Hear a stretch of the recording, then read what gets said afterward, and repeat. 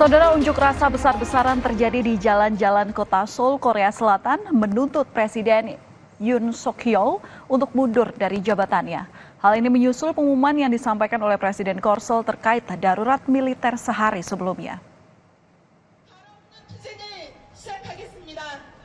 Ribuan orang berunjuk rasa sambil membawa spanduk bertuliskan tuntutan kepada Presiden Yoon untuk mundur dari pemerintahan.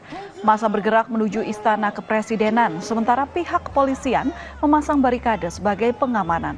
Sebelumnya, Presiden Yoon memberlakukan darurat militer pada Selasa malam karena frustasi dan ingin mengalahkan pihak oposisi yang mengendalikan parlemen.